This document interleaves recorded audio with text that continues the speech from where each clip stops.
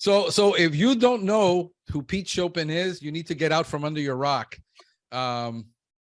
Schopen, tell me about you're one of those guys that made a huge impact on me, because when I had gotten into, I knew nothing about the pest control industry. And I got in as a tech, and I started reading your articles that you were writing on pest management, right? PMP magazine. And I said, wow, look at this guy. He's, showing his startup and his journey and all this. And I started following. I think I followed you for the first 3 years of that post. I remember you were one of the guys that actually posted their numbers, how you were doing. It was amazing to see that, because I've been reading in most magazines, and I've been reading a lot of industry magazines, just doesn't happen. And I thought that was like so unique. So like for the first 3 years, I followed you until I got started. And then I got so busy and I just didn't keep reading them, but I know you're still doing them. But for those of you, for those that don't know who you are, tell them about Pete Schopen and when you got started in pest control, and when did you decide to start up and all that good deal? Yeah, we so my dad was an old Orkin guy. Okay. And back in the 70s, he worked at Orkin, and he's one of the top salesmen in America. He did a phenomenal job. He took his bonus check from his third year, and he started up Mid-Central Pest Control, which is based just outside of Chicago. Okay. And so he ran Mid-Central Pest Control for 40 years. And so all of us boys, all of his sons, we all worked for him at some point. Right. And that's how I paid for college, was working at Mid-Central Pest Control, and did that for 4 years. And then I got into sports broadcasting. That's what I went to college for. And so my wife and I, we traveled all over the country. We lived in Nebraska, Missouri, Mississippi, North Carolina, just kind of following my sports broadcasting. And then we had a tragedy in the family. Her father had passed away. And so we decided to move back to Chicago. And frankly, I know how to do two things in this world. I know how to broadcast a college football game, and I know how to kill a cockroach. I really have no other talents, none. So I decided that could be the great start to a podcast. Yeah, could be. So I decided to rejoin my father at Mid-Central Pest Control after I spent a decade broadcasting, and we did great. The company was doing fantastic. I worked there for about 5 years, but then I got that itch. Right. I want to see what I could do. I wanted to create my own legacy, right? Mm-hmm. And so I started up Schopen Pest Solutions in April of 2006, and God's just been with us ever since. We've been growing like gangbusters. The first 4 years is just me running routes and doing all the billing and calling all the routes and stuff. But I had this idea my first year in business, literally my second month in business. I called up PCT magazine, and then I called up PMP magazine. Right. I called them both, and I said, hey, listen, I got this idea for a story. PCT said, hey, sounds like a good idea, but it just won't fit with what we're trying to do. But Marty Whitford at PMP magazine responded right away. And he and I had a couple of really good talks. I sent him some writing samples, and I said, I want to call it Startup Diaries. And Marty said, sounds good to me. And September, so I started in April. So September was my first article that came out, but it wasn't in the magazine. They put it on their website. In September of what year? 2006. Okay, so because I got into pest control in May of 2006. Oh, wow. Okay, so yeah, you started 1 month after I started my company. Yeah. Yeah, that was my first year in pest control. Okay, so September. So so many people went onto their website looking for the article that it was a huge success, and so from then they just started putting me in the magazine starting in 2007. Got it. So I've been in the magazine pretty much ever since. I took a 2-year hiatus at some point because of my company's growing so fast. I just didn't have time to write. But then once I had enough people working underneath me, Marty approached me again about picking it up. So out of 16 years, almost 17 years, I've been writing it like 15 years, writing the same article. So Right. it's been an amazing journey, really has. No, I bet. I mean, I'm, you know, for most people, I mean, a lot of the guys in the industry just don't read the magazine, especially at the tech level, because it's not something that, you know, usually interests them to really know. I'm just one of those guys that no matter what field I've ever been in, I subscribe to all of the industry magazines. Yeah. I've always done that. So I always knew what was going on in the industry. When I was in the auto glass industry, you talk about, you know, exciting auto glass, right? You know, that's about as, you know, it's about as exciting as watching paint dry and water boil. Right. You know, the first time I ever went to a fenestration conference, oh my goodness, you know. Yeah. I believe it. You know, so that was, you know, talking about manufacturing and all that. But I've always been that kind of guy. So I immediately subscribed to all the industry magazines. You know, the Florida Florida UF had one. And I think the Florida Pest Management Association had one, and then PCT and PMP. So I was in all of them. And I saw this article. And I'm like, oh man, this is so awesome. Because my thought process was I was always going to start up. I was never going to just be a tech. I was going to start up. I started up 3 years later in 2009. You know, that was, you know, it's scary. It's scary when you start up. And when I wanted to start my company, my dad was very gracious to me. He didn't hold any hard feelings against me or anything because we were in the same market. Right. So, in fact, he had little business cards printed up, Benedict Arnold Pest Control, for my company. But he's always my best friend. And so he was very proud of me. He had passed away a few years ago, but watching the company grow, he was very proud of it and stuff. And the thing that I get a kick out of is people do read the articles, and you know this, I write them whimsically, right? I try not to write them with a bunch of stats and I try to write them kind of like funny, my mistakes. Really, that's the best articles, the mistakes I'm making as I'm growing my company. But the thing that people really targeted, like you said, was they loved that chart. Right. Because they say, well, I started in 2006 or I started in 2005 and I've been following how you've been doing it. And man, I just, how do I get that kind of growth? And so probably 2 or 3 times a month, I'll get an email from somebody asking me, hey, listen, can you give me some advice? And now there's probably 50 or 60 people that I talk to on a regular basis that I, you know, just friendly conversation, mentoring, coaching and stuff like that. And someday I'd like to take that in another direction and start mentoring, you know, for money, but obviously at some point. But for right now, it's just kind of fun talking to people. Yeah, that's what I've been doing with a lot of especially the people who want to start up or the techs. I get mostly calls from a lot of techs in the field, that just because my podcast was more geared towards technical training and pest control training. And so I still deal with a lot of that from guys working for other companies that, man, I like to do some of the things, you know, how would we do it?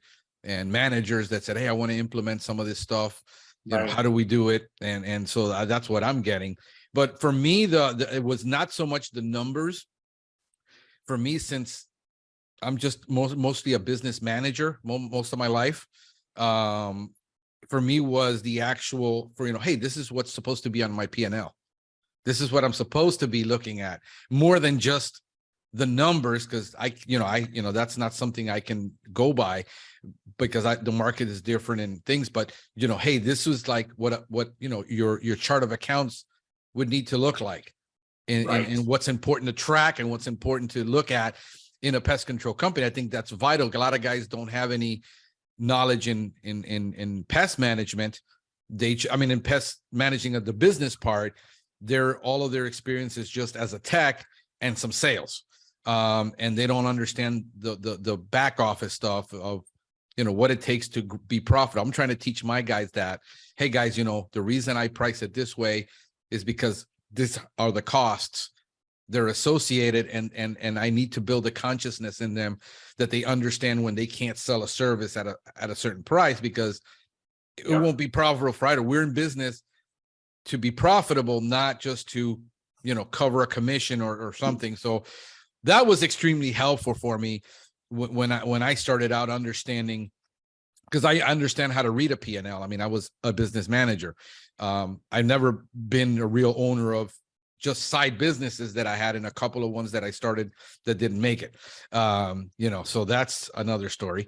But, that's for me was the most helpful throughout that time, to saying, oh yeah, okay, this is, he's growing at this rate. So I looked at the growth rate. I said, oh, this looks, really. One of the things I noticed about you is that you grew really slowly.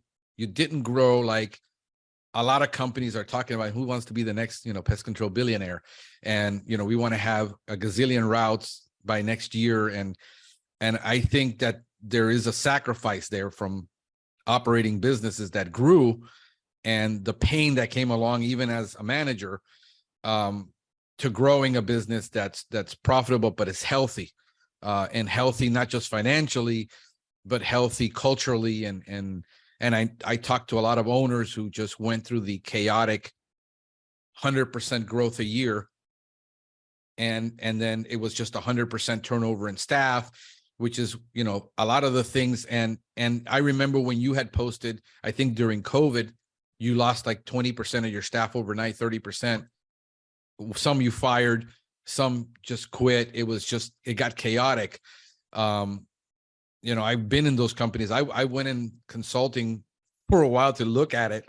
And I literally, my blood pressure went to like 160 over 105 after 2 weeks of being there. Just from observing, it was so much anxiety just in the turmoil. And those that want to grow realize there's, everything is toil, everything has heartache, everything has problems. But I think growing healthy with a culture, influencing the culture, developing your people, in a way that is healthy. Let's talk about that. I mean, because you did it for yourself for 4 years. What was your first hire, a tech or an admin? What did you do first? I did technician first. Hey, should I move this camera? Does it look like I'm looking down? No, it looks fine. Does it look fine? Yeah, now you look like you're looking down. But yeah, you were good there. Yeah, that's good. I mean, it's a little down, but yeah, but it's not too bad. Okay, I just want to make sure that it, because you look like, I'm looking at you in the Zoom, and you look like you're looking right in my soul. Yes.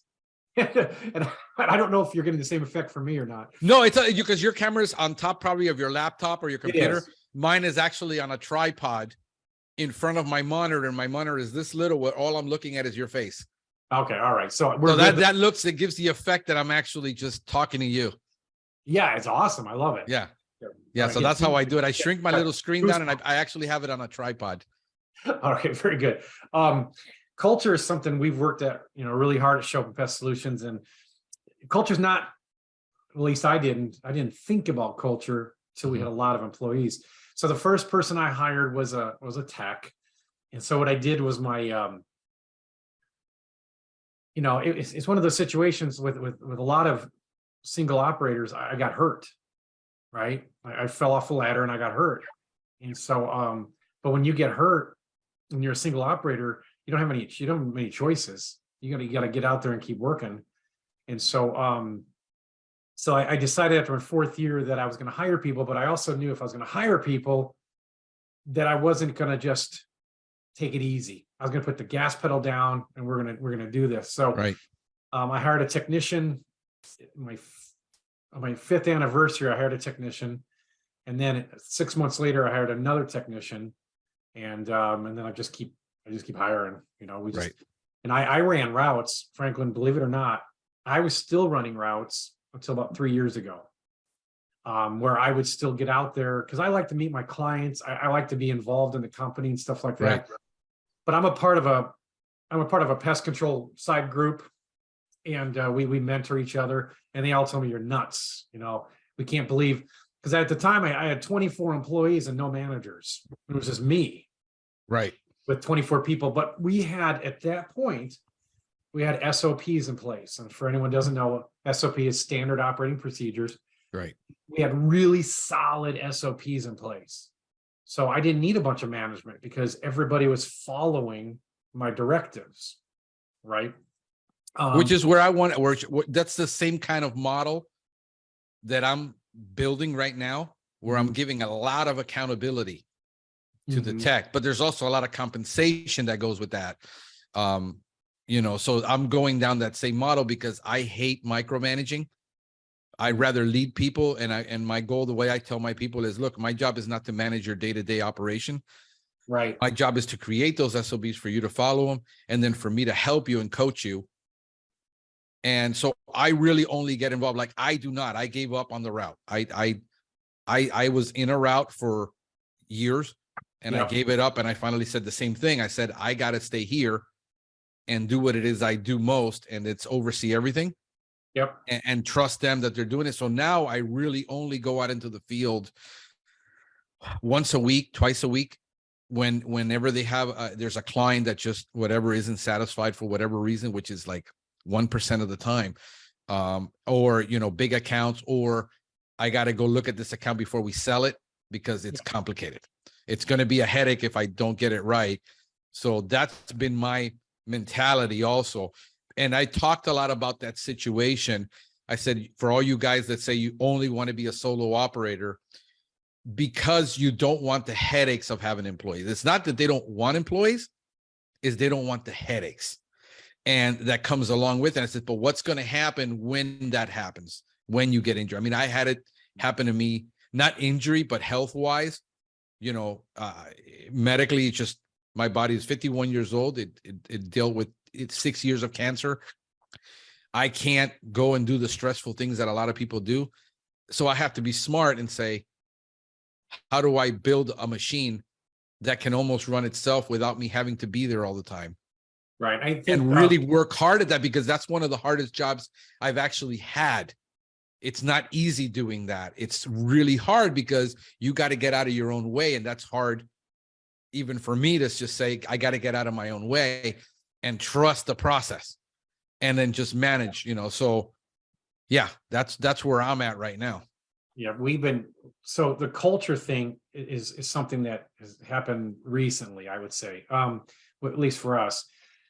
So we got our SOPs in place and we had service agreements and I coach all the time. Even today, if I see something wrong, I'll stop an employee and I will take 5-10 minutes and I'll coach them. I don't ever yell, I coach, right? I mentor. And if I see something wrong within the company, then that's what I'm working on for the day, is I'm working on an SOP to fix that problem, right? The culture thing came about 5 years ago because I just really wasn't happy with the people I was working with. We were growing. Schopen Pest Solutions, we've grown by about 25% every year. Some years more, some years a little bit less, but on the average, it's 25% every year. And just to interject there, because we throw out that number at the beginning, that's kind of slow growth. Mm-hmm. But when you're talking about you got 5 routes, that's literally more than a route a year. It is now. Well, yeah, now we're growing. And when you got 10, that's probably every 4 to 6 months. Yeah, we added. Yes, last month, November, we added 120 new clients last month. So right. I mean, we're adding. We'll add. 14. That's a third of a route if you're doing quarterly.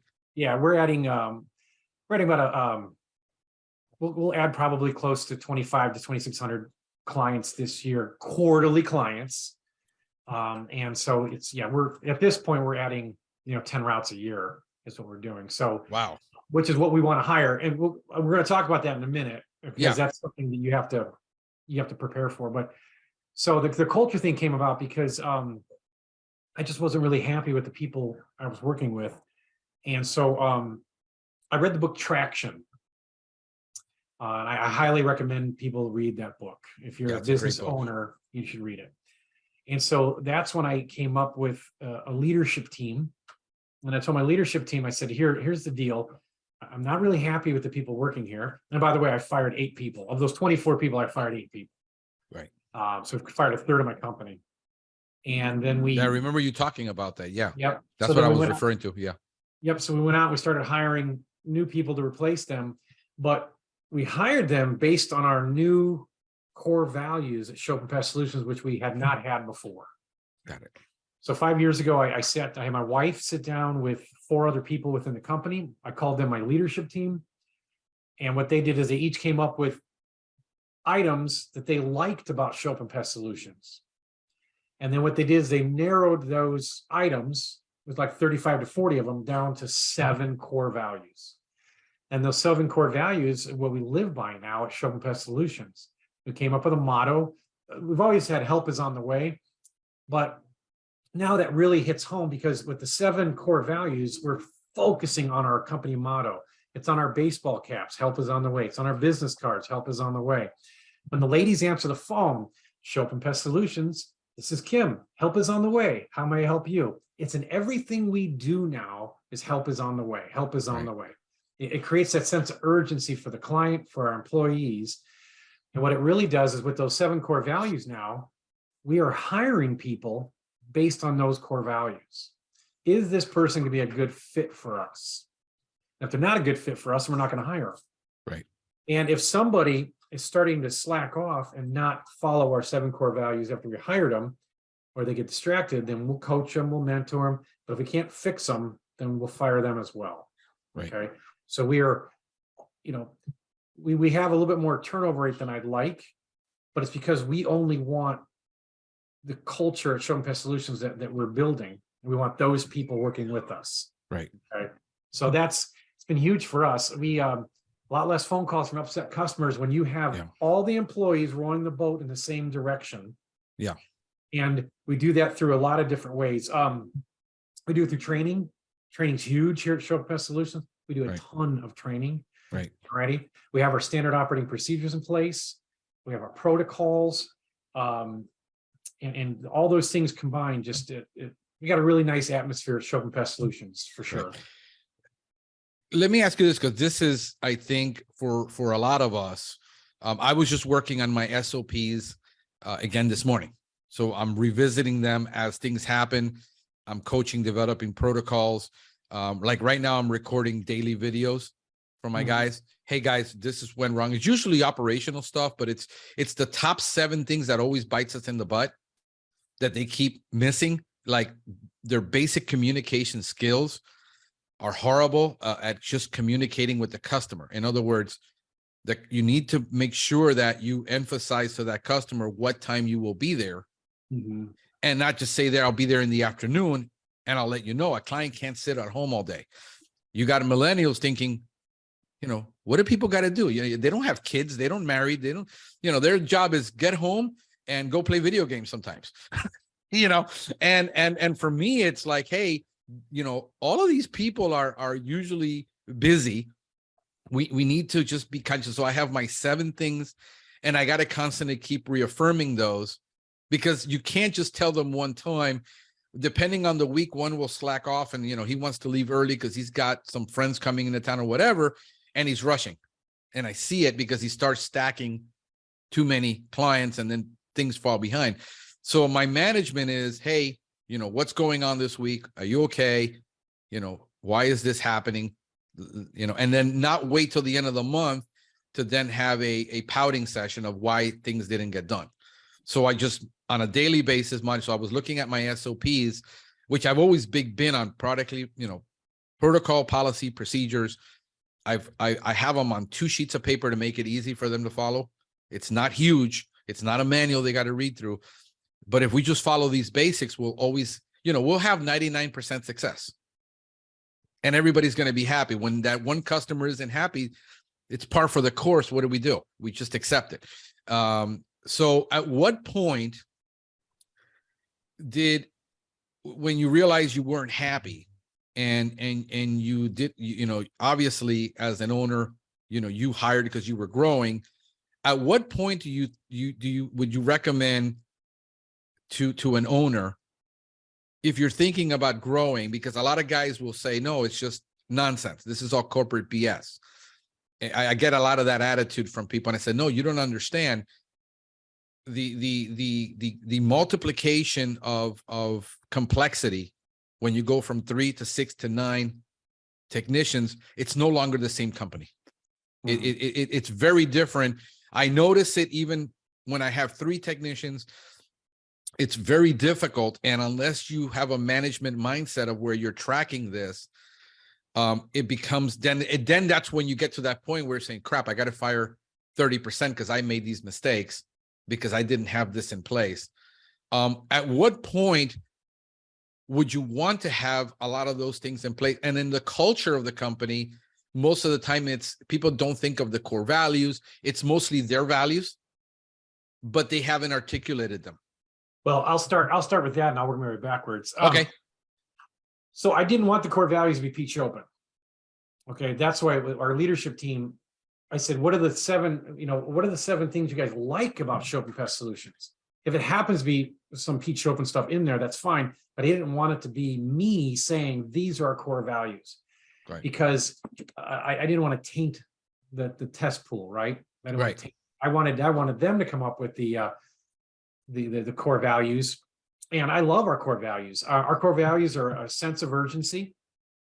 Our core values are compassion. Our core values are honesty. Our core values are operational integrity. Our core value be passion, enthusiasm, and being nimble. Those are our 7 core values of Schopen Pest Solutions, and we promote it all the time to all of our employees. We have meetings about it all the time. As far as when do you start the standard operating procedures? Last week I was hanging out with Seth Garber for a little bit from Pest Daily. We talked a little bit, and his thing is he doesn't think you should start it right away. Start it, when you're a mid-sized company, maybe it's a better time to start it. And I tend to lean towards earlier. And in fact, I'll give you an example. When I was by myself, just Pete Schopen, I already had service agreements in place. Why do I need service agreements? I'm by myself. I'm going to talk to my customer, Franklin Hernandez. I'm going to tell Mr. Hernandez all about everything I'm doing. Why do I have to have service agreements in place? Well, it's because I wanted there to always be consistency from day one. So I started service agreements immediately. The first day, I started doing banking slips. I put it on the paperwork. How much money did I bank today? And I start stapling it to all my daily sheets. I just started doing all this stuff from the very get-go. Okay. But once again, so I'm not saying Seth's got his opinion on it. I got mine. It's just Pete Schopen. I started it right away. So. Yeah, no, I did the same thing on SOPs. Just because I'm more of an operations guy, I just tend to think more in the technical part, the operations part, the management part. I'm not a very good marketer. That's never been my forte. It's been sales and management. So I just thought immediately of how would I run this business if it was mine, and this is how I set it up. So that's why I don't have that many issues on that part. As far as the culture, I think culture evolves. It doesn't necessarily, it starts out one way and then it becomes something else. But, having those core values of what, as far as service, and this is something that's actually the way you described it. It's something that you can actually test for when you're hiring people, because these values are all part of their traits. You can't teach somebody to be punctual. You got to constantly be on them. It's like, dang, I can't work with this. It's not going to happen. So a lot of these core values are instilled in operations and things that they can actually follow, that they can implement. It isn't, we want to be warm and fuzzy. And, what does that mean? I think they're very intentional. No, that's a great point. I'm going to be giving a talk in New Mexico at the end of January. Alan Foyer has invited me to come over to New Mexico and talk. Okay. And we're going to be talking about culture. And that's one of the things I say, exactly what you just said, is culture isn't like me running around the office high-fiving everybody. It's not me giving out bonuses on golden platters to everybody and stuff. It's everybody understanding what the next person in line is supposed to be doing. Right. We're a true team. We're a true, just like a football team. We're just like the U.S. Army, right? Everybody understands what the next person's doing, and we're all trained the same way. My billing lady knows just as much about pest control as my general manager. Okay. Yep. We have classes, we have training on us all the time. So everybody's an expert at Schopen Pest Solutions. So there's also accountability. right? Accountability is huge at Schopen Pest Solutions. All right. Right. Once again, it doesn't mean I'm hugging everybody. Nothing. It's not like that at all. It's like, hey, listen, this is what we expect out of you. You didn't hit it today. What can we do to make you better tomorrow? Right. All right. That's what my employees appreciate. They appreciate I'm not yelling at them, that I'm working with them. Right. And, and I tell all my employees, it just takes one aw shit to ruin a whole bunch of attaboys. Yeah. A whole bunch of pats on the back. Right. Yeah. And so so that's something we're really hard on is that it's not warm and fuzzy all the time. Okay. We do have fun, right? We have a chili cook-off. We have big Christmas. Right. I do give really good bonuses. I handed out $37,000 in bonuses this year to my employees. So we do a lot of cool and fun things, but I think what my employees appreciate the most is that everybody is accountable. Right. Yeah. And when you're playing on that team, which is, I talk to people all the time, the stuff they put up with. Like, I'm not a big sports guy. Obviously you are a sports guy, but I can appreciate the concepts that if you have an underperforming player on the team that makes the team look bad, no team in the world would ever keep them on the roster. No, because all the other teammates they all start complaining. Yeah, and the thing is, they hold him accountable in the locker room and say, "Hey, dummy, you really dropped that ball." So in most businesses, the employees come to you with a gripe. Yeah. And I said, why didn't you go to him with that gripe? I mean, why are you coming to me? Well, I just, no. If we're a team, everybody holds each other accountable. And at one point, if you don't, the team makes everybody look bad. It ruins the morale. And then people are disgruntled. And I think it leads to that where I look at surgeons and I say, surgeons are ruthless. Yeah. I mean, they gotta go in and cut you open to save you. And that's brutal because recovery and all that. But at the end of the day, he understands that that's what he has to do. And when I would tell you just one thing. How many technicians do you have now? Right now we got 2. Okay. So when you get up to 20 technicians or 25 technicians, or we'll have 30 this year. Okay. Unfortunately, you can't let them hold the other guys accountable because it's HR problems, right? You have a human resource problem then at that point. Yeah. Well, yeah. Because when you're a smaller company. Oh, absolutely. I agree with you. When I was small, when I had like 4 technicians, right? I used to tell all the guys, hey, listen, coach each other, mentor each other, hold each other accountable. Absolutely. Now, when you get enough employees, it becomes an HR issue. That's the other thing is the compliance. Always evolving. Like you said earlier, it's always evolving. Yep. Yeah. So I mean, a lot of people criticize the method of, when he was the CEO of GE, where he had this, he created the whole concept of bottom trimming. Every year he looked at the employees, says the bottom 10% have to go because they're holding everybody else back.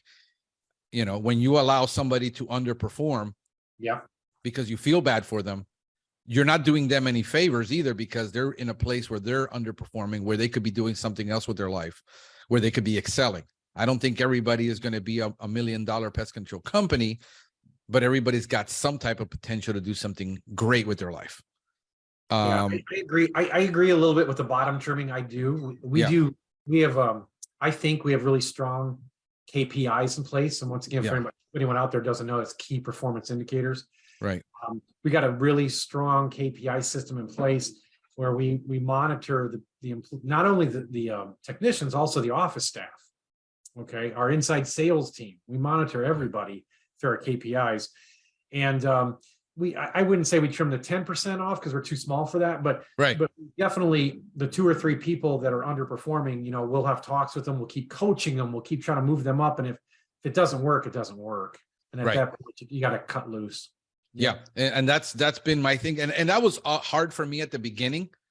When I had a guy that I knew he wasn't going to perform and he was having all kinds of issues.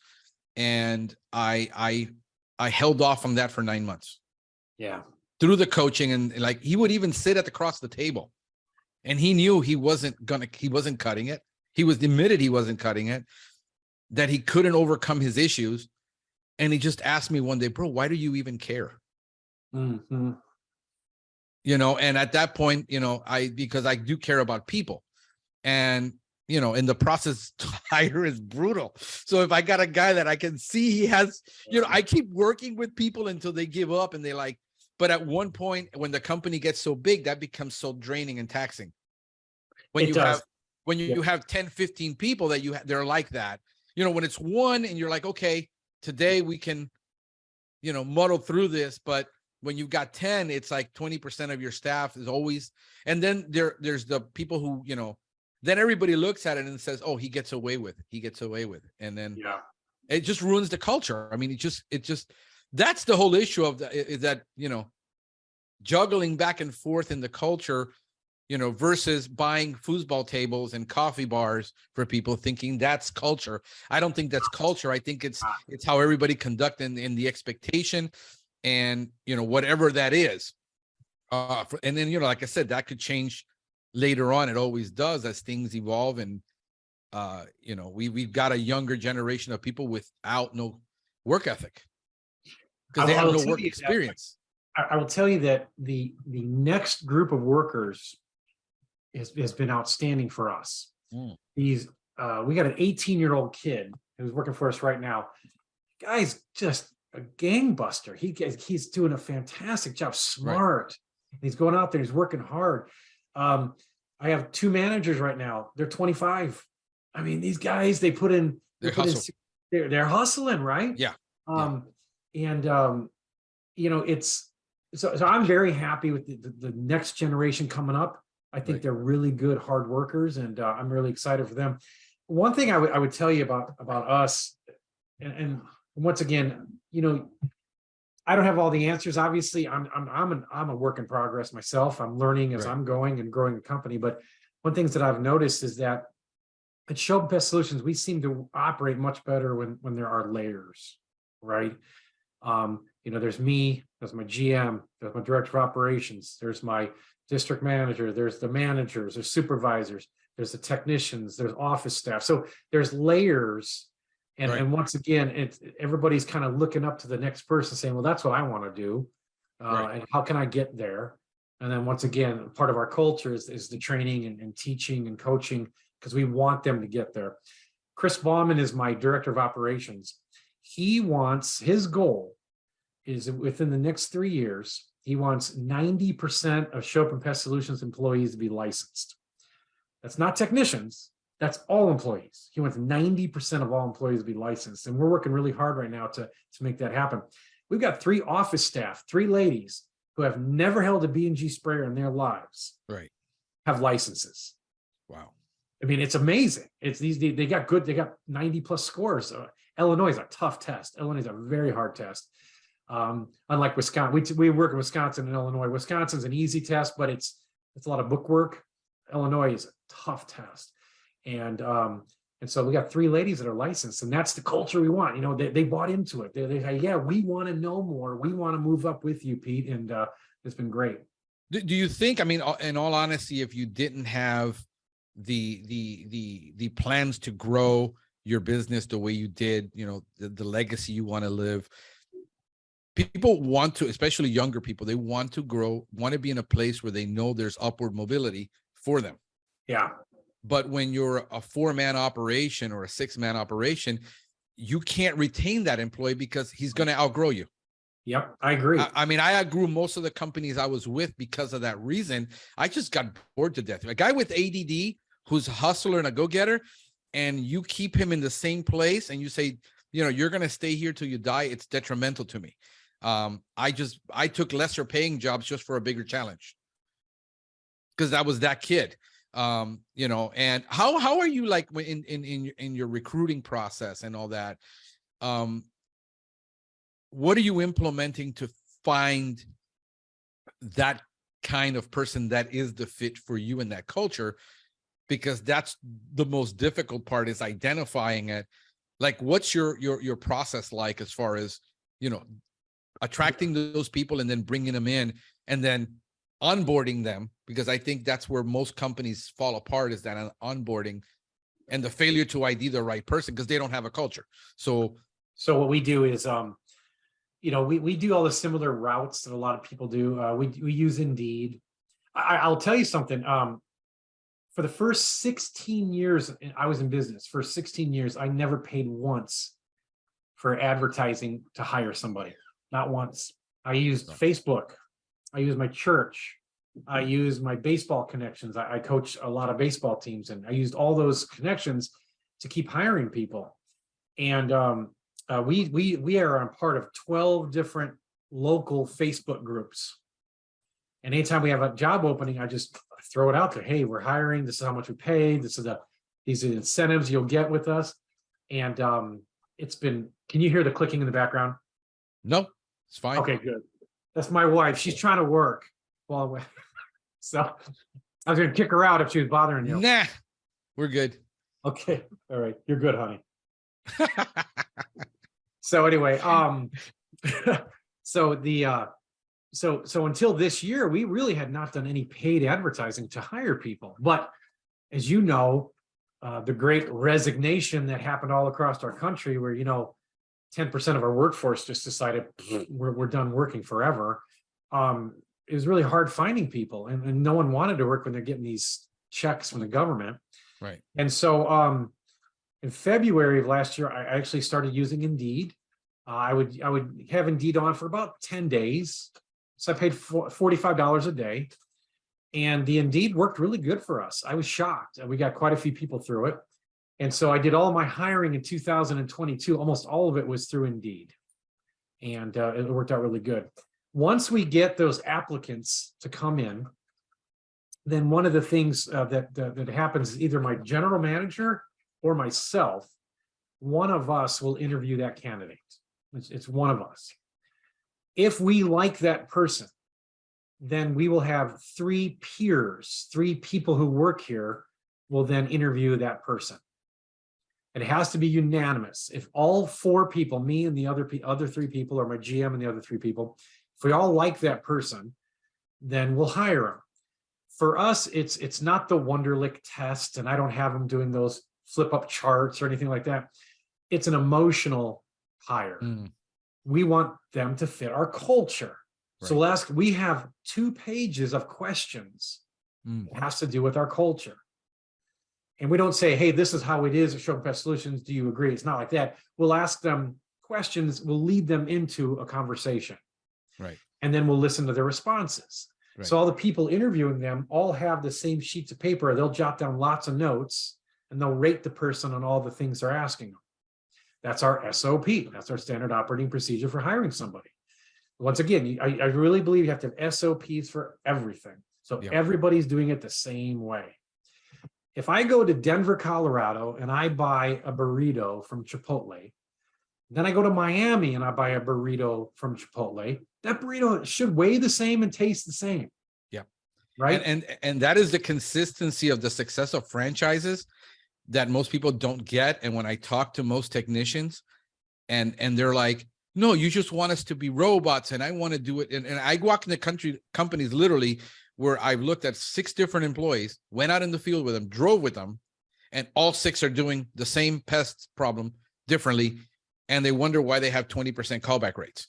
And when I bring this up, then there's just an enormous amount of pushback. But I've said this from the inception of my podcast, that without those SOPs, you won't have a consistency in service.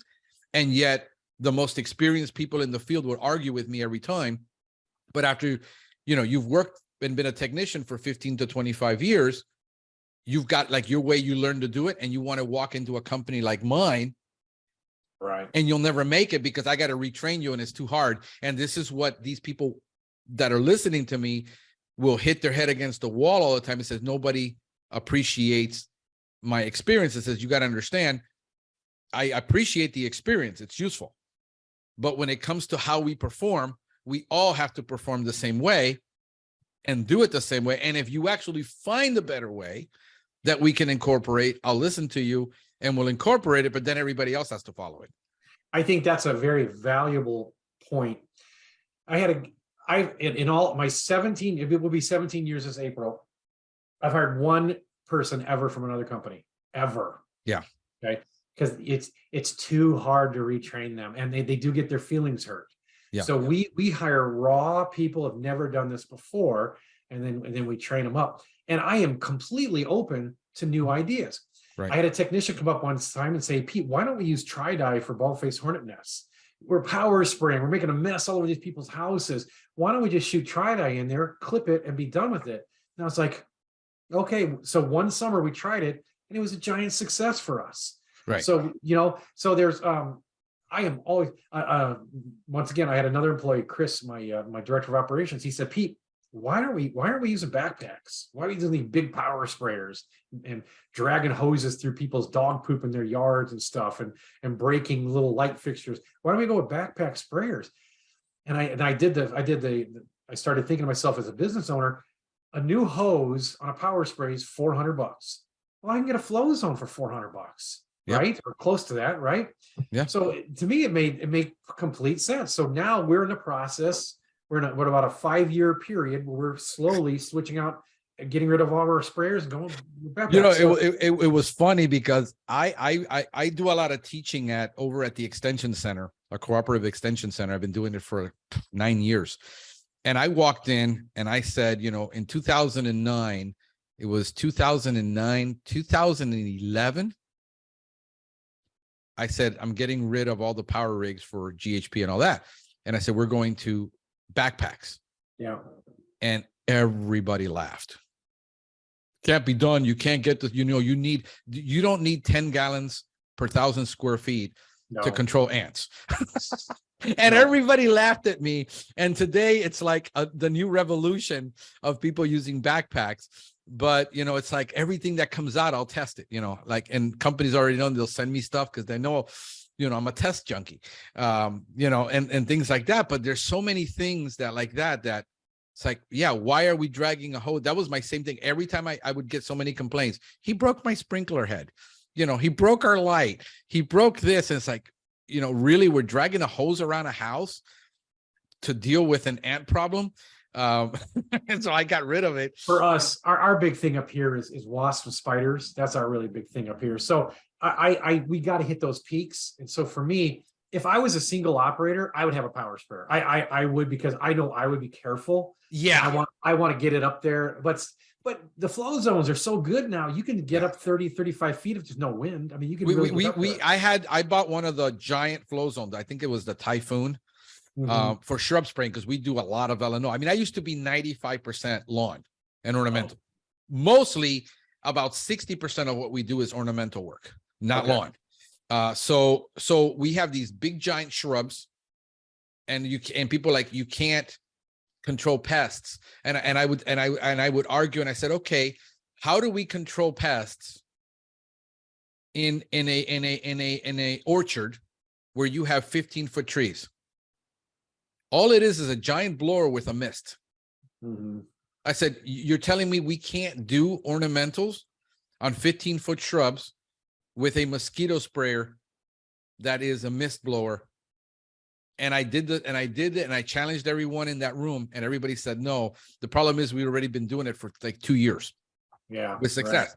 So it's like, think everything I learned everything I learned about ornamentals, I decided who knows more about protecting plants than pest control people, and that is farmers. You can't lose your crop. Right. And that's how my thinking process, just that way, because I'm mostly operational.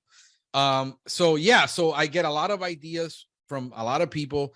My techs have come up with good ideas. We've implemented it, and things like that. But I said, I want you to think this through. You just started here. You know nothing about pest control.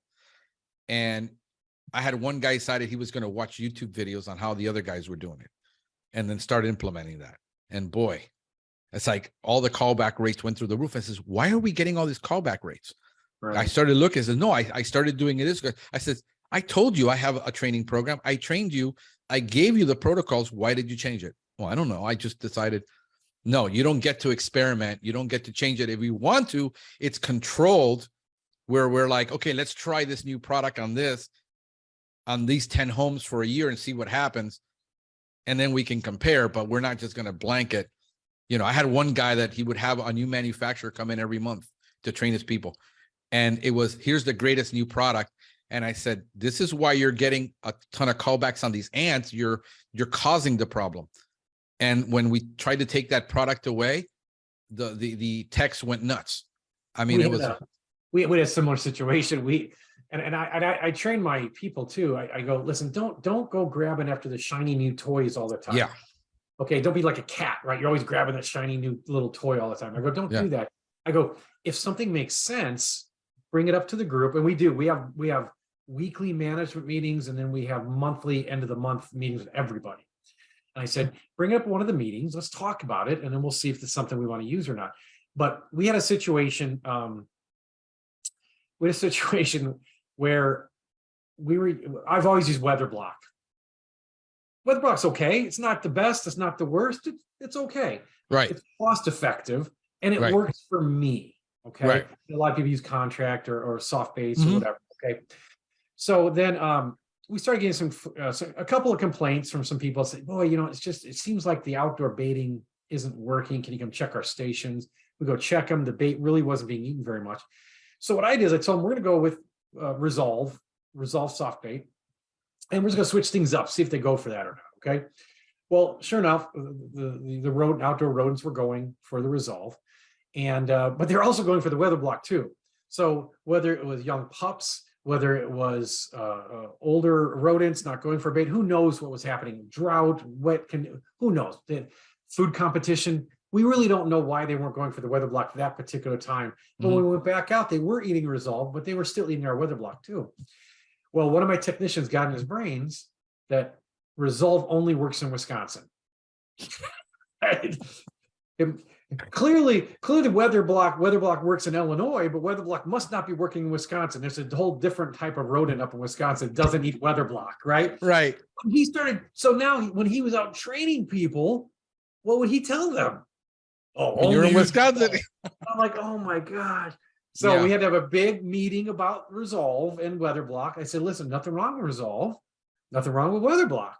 I go, the only reason I even went with Resolve was to appease a couple of clients to see if switching up the bait would work. And you set the example now, and right. So now, you gotta be really careful. So our SOPs, we use Weather Block.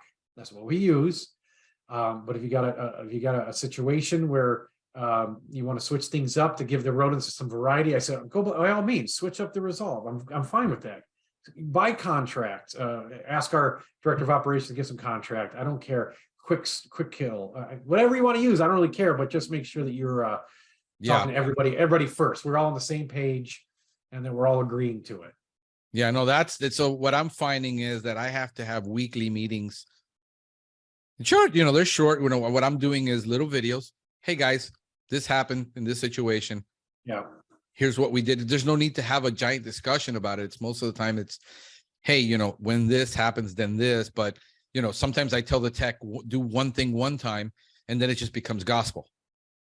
Right. And then no, that's not what I said. I said, so again, I limit what they can carry. If we have we carry for us, JT Eaton peanut.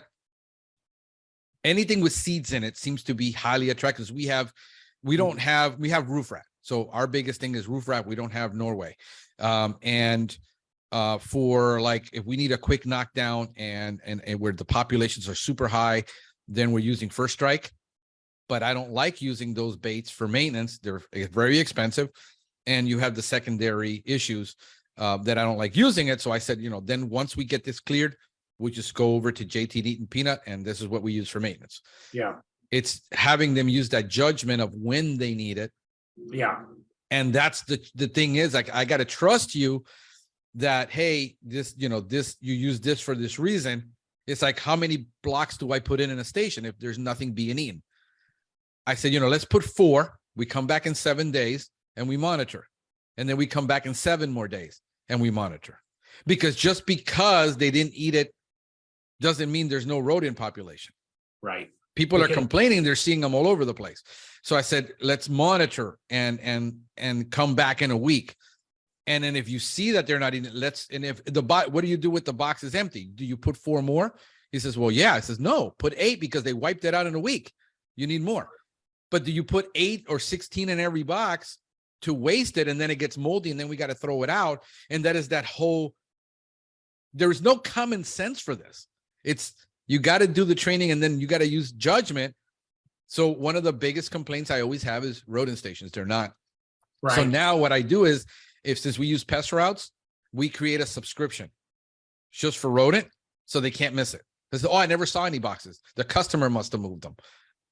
So now they have to do it on a, just for monitoring purposes, for KPIs. How many blocks did you use? And you have to report it. Right. Things like, just these are the complexities that it seems like it's, to you as an owner, as a tech guy who's been doing this is common sense. I said, there's no such thing to common sense. And that's the biggest mistake I think we make, in the frustration level that people have with training their people, is that it's common sense. No, it's not. If it was common sense, we wouldn't have DIY blogs of people saying, why can't I control German roaches with Raid? We always have to, as owners, this is a huge point with me. We have to assume that our people don't know. And we have to. Right.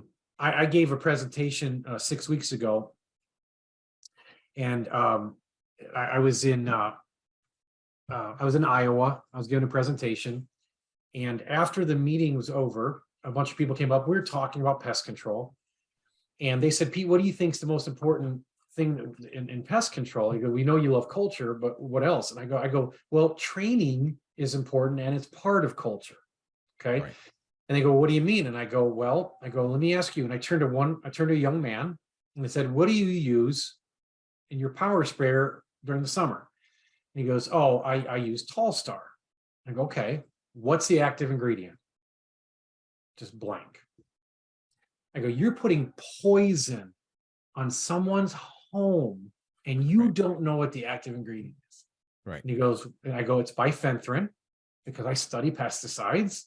I go, "You have to know." I turned to another gentleman, and so now they're all now. No one wants to talk to me, right? Because now I'm holding them all accountable, right? Yeah, it's kind of like me. Who wants to be on my podcast? So I turned to the next guy, and I go, and by the way, the folks in Iowa were amazing. My 2 days, I spent 2 days in Iowa giving talks and stuff, and they were the most amazing people and fun people. And so I'm not trying to throw anybody under the bus. I'm just trying to right. No, it's a reality of where right. It is. And they were super people, and I had a blast my entire time in Iowa, and I hope to get back there really quick. But I turned to another guy and I go, "What do you use for your redundant?" And he happened to use Weather Block. And I said, "What's the active ingredient?" And he looks down, and I go, "Okay, it's brodifacoum." I go, "What's the antidote?" Looks down again, and I go, "It's vitamin K1." I go, "These are the things that at Schopen Pest Solutions, my billing lady knows, my CSRs know, my GM knows, the managers know, and you better believe our technicians know what they're using." Right. And we don't quiz our people all the time on it, because once again, I want to make people feel stupid, but we coach them all the time. Like someone will be walking past me, and I go, "Hey, what's in your B&G today?" "Alpine." "What's the active ingredient?" "Dinotefuran." We just make sure that everybody knows everything about our company, and we also translate that back to our customers. Right. As part of our SOPs, our salespeople will tell the customers everything we're using and how it works. We love the word trophallaxis. We'll throw that out all the time. We use this great bait, and the ants will spread it through trophallaxis, and the customer go, "Oh, what's trophallaxis?" Right. Well, now my CSR went from being down here to just a stupid receptionist to way up here to, whoa, now the client goes, "Oh, this person's really smart. They're not just some person who doesn't know anything. Now my CSR is a doctor." Right. Yeah, right? No, and I think I've had that argument forever. And I've gone into companies where I asked, "Can why aren't your salespeople in this training meeting? Why aren't your CSRs?" As well, they're not technicians. They don't need to know. I says, this is the problem when I call a company and I ask the CSR, "Hey, what is the technician and how's the service provider?" We don't know. We're just taking the information for the salesperson. And I've always had that argument, and you'll have companies who are growing fast argue with me that's what you just said is totally irrelevant and necessary, because the only thing we care about is that name, address, and phone number, so that when the tech goes out, the tech can do that sales job, because in their organization, the techs are the salespeople because they get compensated to sell, and that's just the way they choose to manage it. I personally have always believed in that model of what you just described, that everybody who that person comes in contact needs to know how our services perform, how everything is performed. They don't need to perform it themselves, but they need to have at least the knowledge. And I'm moving toward that same thing of licenses. Licensing here in Florida is longer. The person needs to be with you 3 years before they qualify for testing. Right. And then it's a 200 question exam that can take up to 6-7 hours. Wow. It's extensive in Florida. It's hard. It's hard for a reason. So what I'm trying to incentivize all my people now is, I want you to get licensed, those of you that want to stay, because I want to grow. I want to go into these counties, and I've already set my 5-year goal of where I want to go.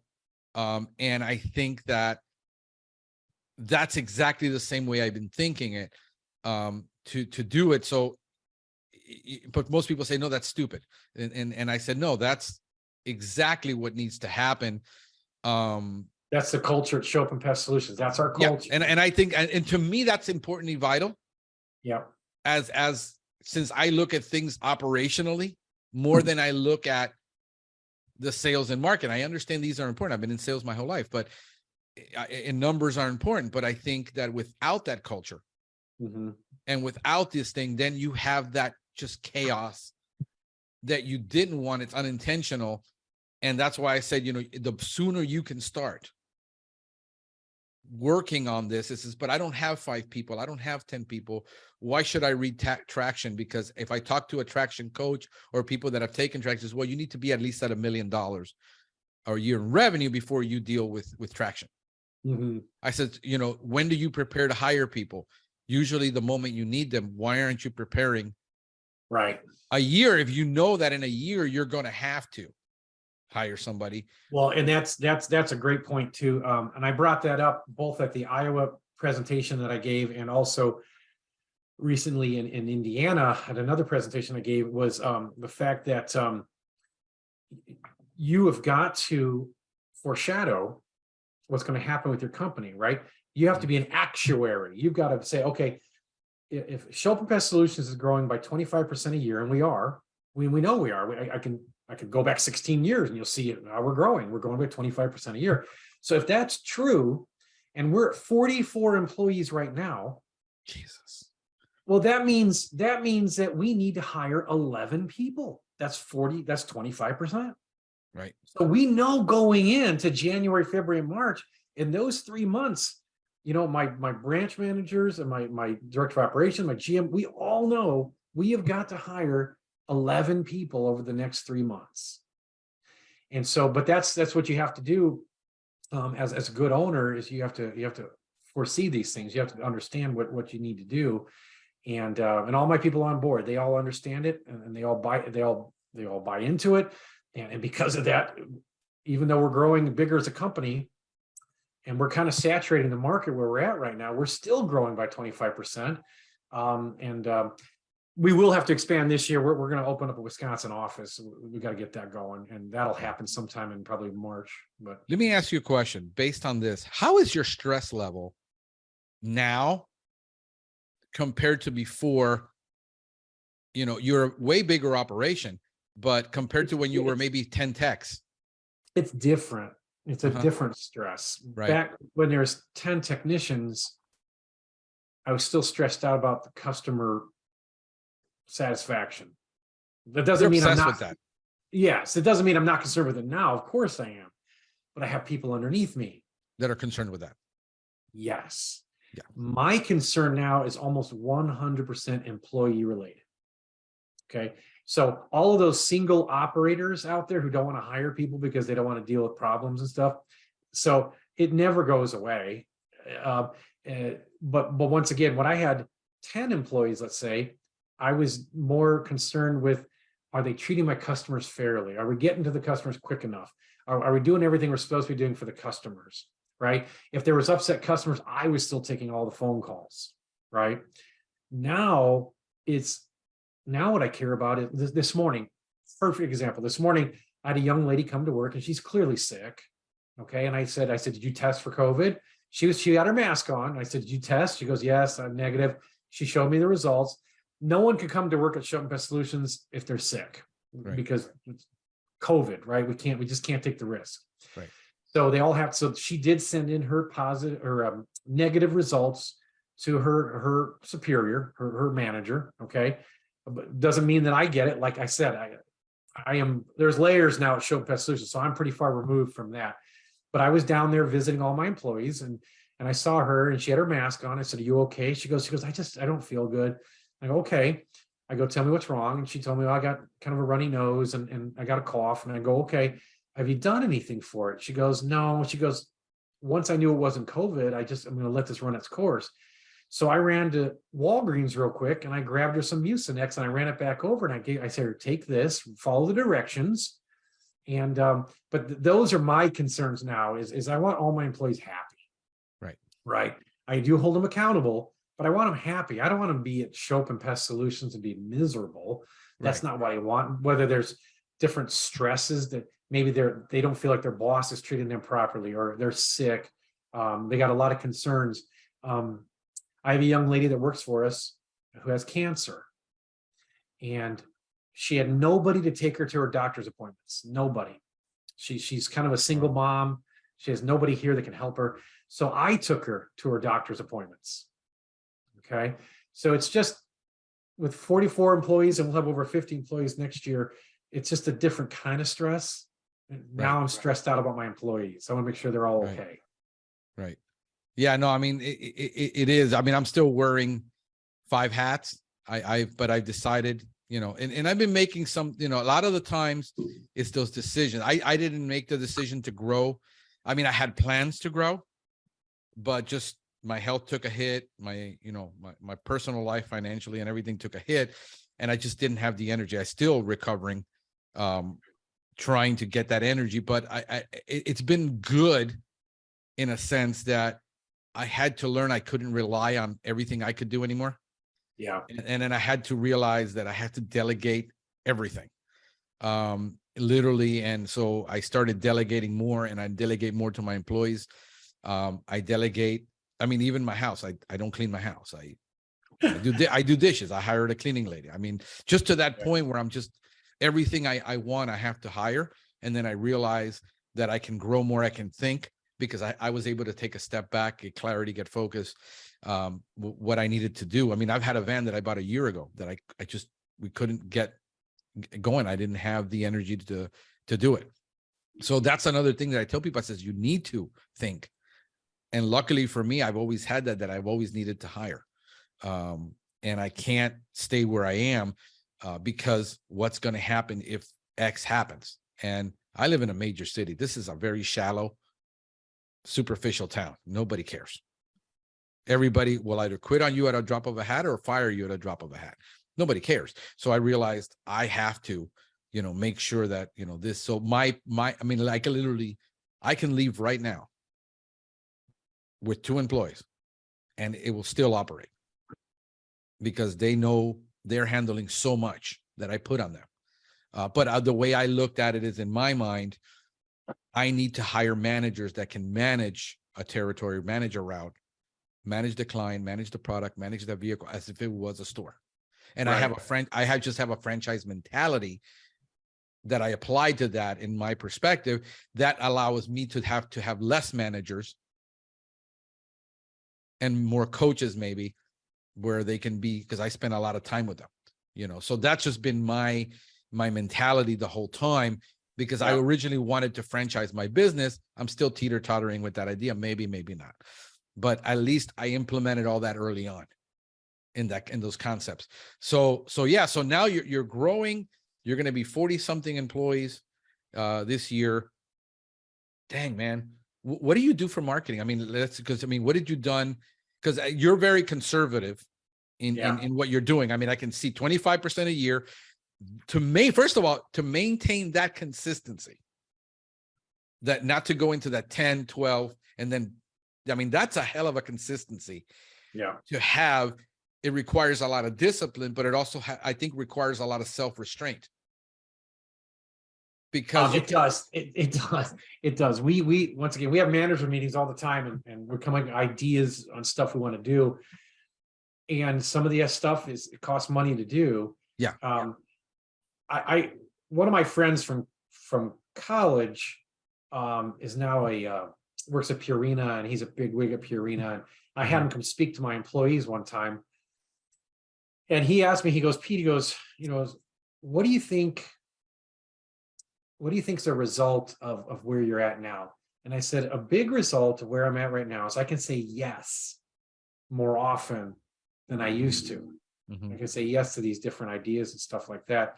So restraint is important. But we do try to implement new things. And so anyway, but yeah, I try to say yes a lot more to my employees. That's for sure. Just out of curiosity, compared to when you were probably 2-3 employees out, and compared to now, as far as a marketing mix, what are you doing for marketing? Because a lot of guys are curious always, how do we get more clients? How do I market? But, some people are talking door to door, LSA, all of this. What's worked for you consistently? And what are you doing? Because obviously you have to implement more things.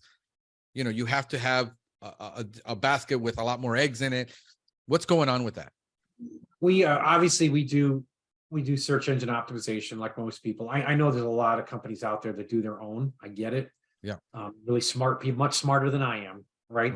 But you're not supposed to say right, Franklin. But anyway, so anyway.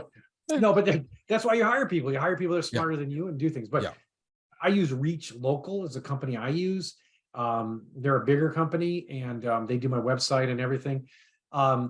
We used Home Advisor for a long time. Home Advisor is just not attainable anymore. They're charging $60 to $70 a lead now. We're 5 years ago, they were charging $20 a lead. It's just not attainable. Right. And so we're slowly getting rid of Home Advisor. We use Thumbtack now. We love Thumbtack. It's where Home Advisor was 5 years ago. Very affordable.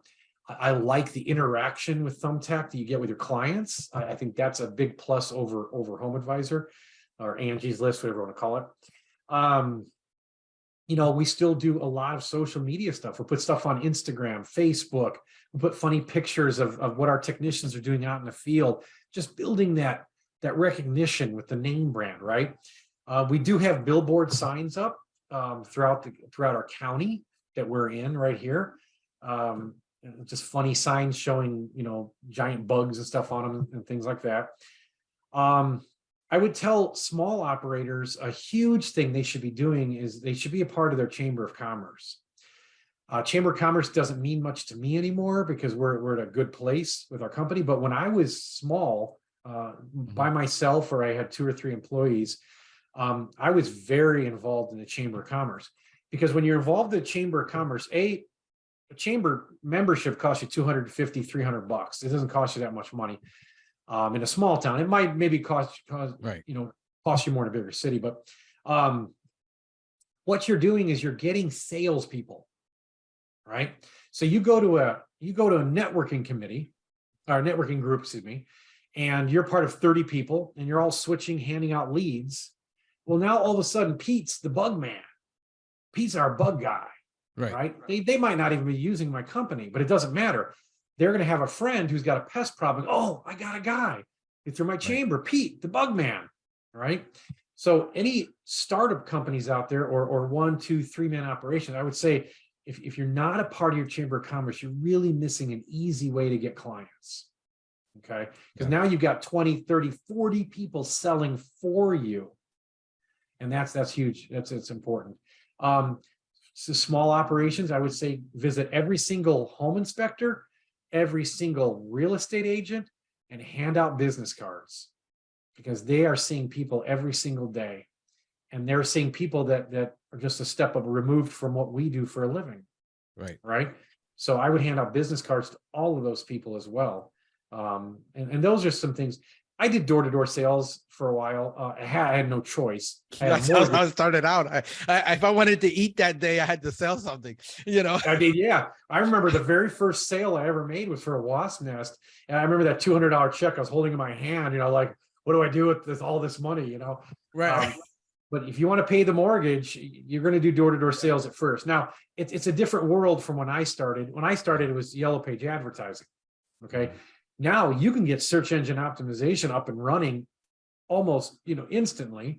You can do social media stuff with TikTok and Facebook and Instagram and all that stuff. I mean, you can really get out there right away and start getting clients. That's how I did it. I mean, that's how when I rebranded this company in 2014, you know, that's what I decided to do.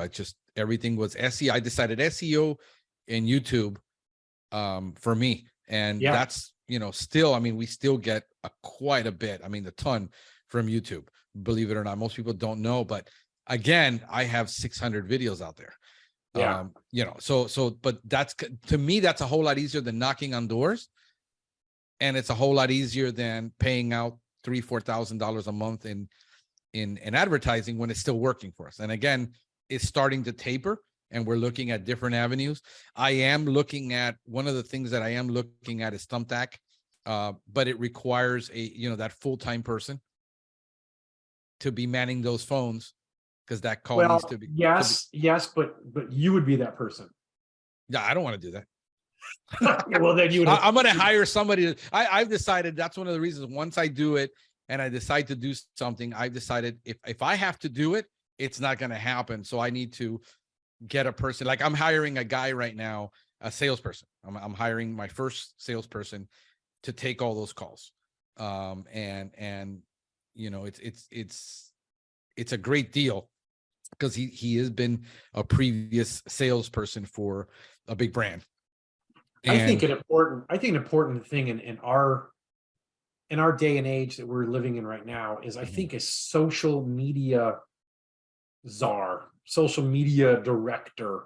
Yeah, I got one of those. I got a guy he's almost full-time.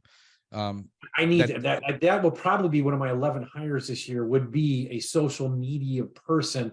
Yeah. Who their full-time job would be getting us out there on Facebook and TikTok and YouTube and all those things that really get us out there all day long. And that'll be something we'll probably look at doing. Yeah, that's I decided, since I'm just comfortable in those environments.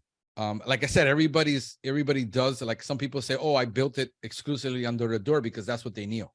Some company, you know, hey, I did just, you know, Thumbtack, you know, and that's what they were comfortable with. They were comfortable. I'm just comfortable being a face and being in front of a camera. And so I'm doing, every time I'm in the field, I'm shooting everything that I could possibly shoot. And then, you know, he's producing it, you know, 3 times a week right now. So consistently Mondays, Wednesdays, and Fridays, putting out content. I want a next thing. I'm trying to get him more on the SEO. It's just not his forte.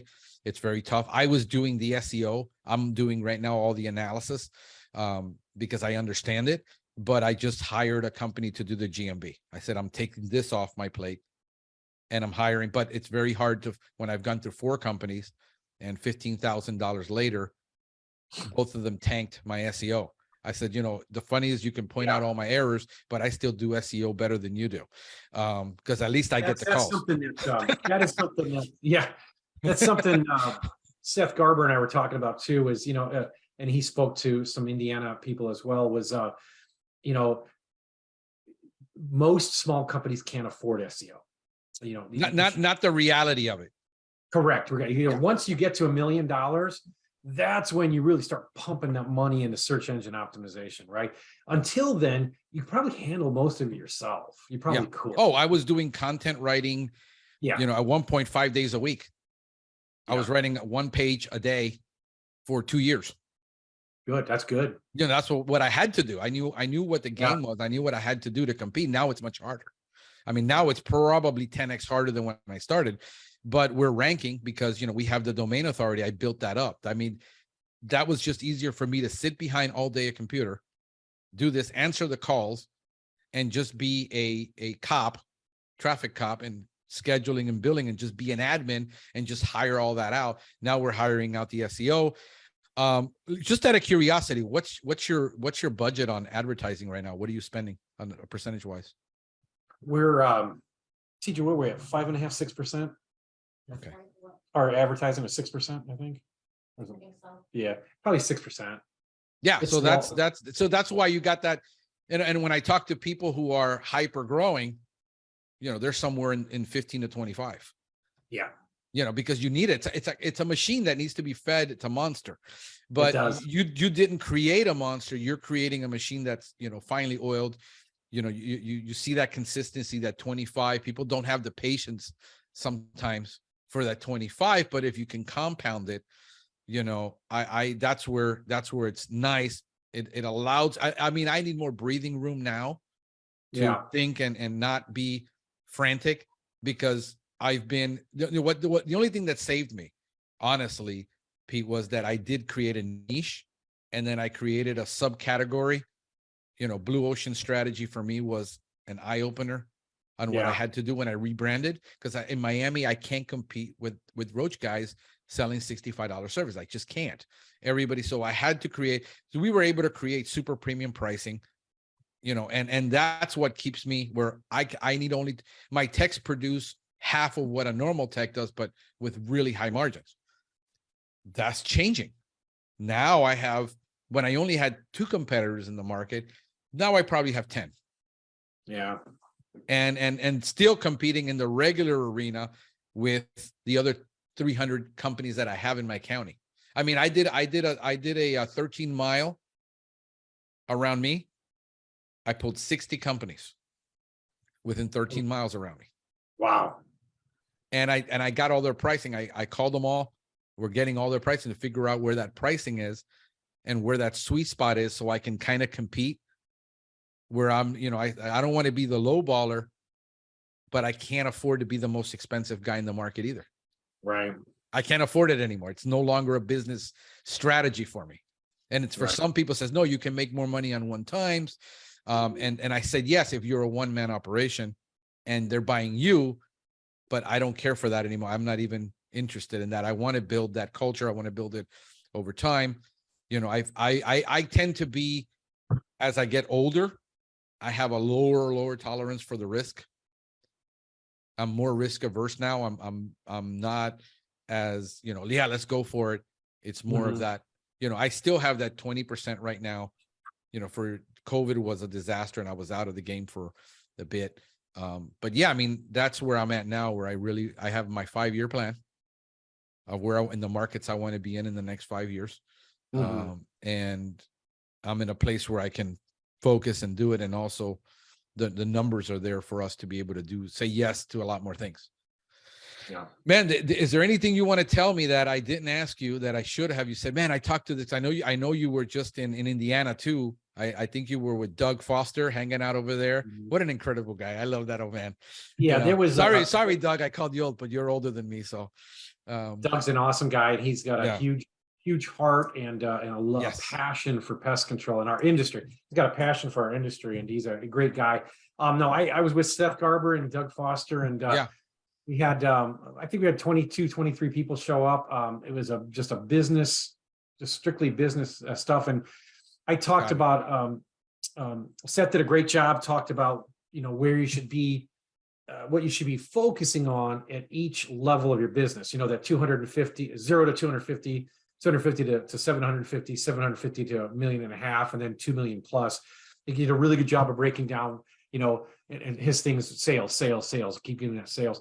My thing was more, I was looking at more of, why do we do pest control? Break down, why are you in business? Why is Franklin Hernandez? Let me ask you a question, Franklin. Why are you doing pest control? Well, I'm doing pest control because it's one of those things I just fell in love with. But why? Why are you doing it? It appeals to me on both because I was always been a little geek, and it appealed to me on the chemical side, the biology side, all that. It just appealed to me. But why I stayed in lawn and ornamental so long is because I enjoyed going in and taking something that was destroyed or not pretty and making it pretty. Okay, so that's the why. So let's stop right there. Right. So if you're going to sell that to a client, you'd say, why does Franklin Hernandez do ornamental work? Because he wants to make your yard look pretty. Okay, that's the why. Why Schopen Pest Solutions does pest control is to ease our clients' stress. That's the why, right? And so that's what we broke down. And I when I go to New Mexico, we're going to talk more about that, and then again in Wisconsin. But there, you need to have the why are you doing pest control? You're doing it because you want to take ugly things and make them pretty. Okay, and so that's what I really focused on with the people in Indiana. Got it. Yeah, no, I mean, that's one of the things that then when I rebranded, when I started, in just to give you a little bit of history for those that don't know it, and for you, I was working for one guy that would mix 5 chemicals in one tank. They were all organophosphates. They were ancient. And we were going out and spraying everybody with the same thing. I mean, that was my training. This is how you do it. You mix 32 ounces of this in 100 gallon. You take 20, 20, 20, and you do all this, and you mix it all up, and you take a fungicide, 2 organophosphates. I mean, this stuff was like so, I didn't realize how much testing I was going to have to go through medically by dealing with just organophosphates. There were 3 of them. And that was my training. And then I took the first CEU course. And of course, Austin Frischman was there, and he just totally destroyed everything that was being taught to me. And I started doing this thing into IPM, and I got really into IPM, and I started taking a bunch of IPM courses. And I was the only guy there, and everybody else was like, yeah. I'm the only geek in the room, and I just, when I realized, I didn't necessarily want to spray everyone's floor with their little kid, and it wasn't even necessary. And it's not that I'm anti-chemical. It's like, my premise is always, is it necessary? Why do we have to spray your floor with all that chemical when it's not necessary? And so I started implementing a lot of this in organics in landscapes. And organic in because I said, if you can do it in crop production, why can't we do it in ornamentals? And I wanted to create something that was just I was more environmentally conscious for being an old guy like me. And that just started to snowball. And I started having all the conversations with everybody. Everybody said, it can't be done, it can't be done, it can't be done. And I just kept at it. And then finally I had perfected that for like 5-6 years. I said, what the heck am I going to do? Because I had a landscape company. We had a pool service company. Yeah. I had a lot of different businesses. And I said, I'm just going to rebrand it, and it's going to be Nature Pest. And we're going to be focused on the eco-friendliness aspect of what we do, because I was really passionate about solving people's problem without having to contaminate it. Mm-hmm. And my aha moment was when I asked a question to myself. I said, if you had to treat a hospital surgical room, how would you treat it? Because that's a sensitive environment. And I started doing the research. So for me, it's really about, solving people's problems, protecting, the having a holistic approach where we're really protecting their home, their pets, their plants, the environment. Right. And we're trying to do what's right by everybody. And that's been our approach. And that's what kind of drives me to have this approach, because we are doing something that's really different than what everybody else is trying to sell. Mm-hmm. A lot of the big companies are doing this. So we're trying to brand ourselves, and branding was important for us because nobody knew what the heck organic pest control was, holistic pest control, natural. It was actually taboo still in this industry to really talk about it in most circles. You get crucified for it. So, that to me is my passion. So this is when I talk to people and why we do it, and our technicians explain to people why we don't do this or that, okay, I get it. So that's, my why is I really want to expand. And that's why you see me doing so much podcasting, and even in my own Nature Pest YouTube videos, we really want to expose the clients to what IPM is, that it's not always necessary. Right. Not against it, but is it necessary? And that's just been my passion for a lot of what I do. Mm-hmm. is getting that brand out. of what we do and why we do it. Sound good? So what else? When are you coming to Miami, man? Don't say that. My wife can hear you. We got a lot on the plate this year. For those people who might not know, definitely I would love to have them read PMP magazine. Starting in 2023, we're going to be going in a different direction. It will no longer be the startup diaries. Right. It's going to be startup stories. And what I'm going to do is I'm going to be following and mentoring and coaching 5 different pest control companies who are ready to take the next step. Got it.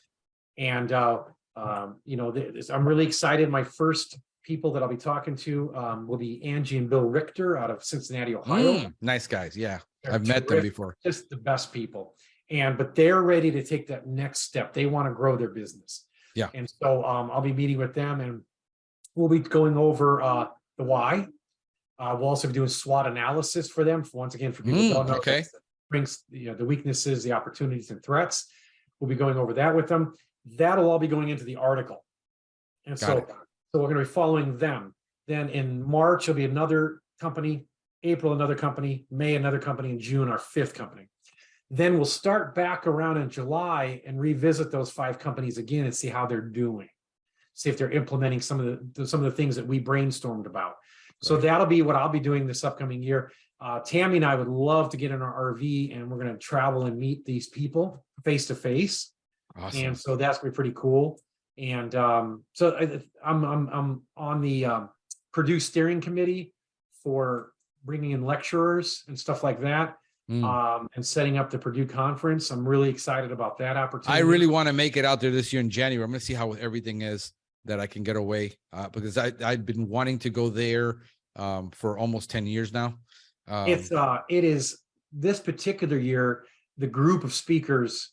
I mean, it's going to be Alan Foyer is going to be speaking, Paul Bello, Bobby Corrigan, Kevin Thorne.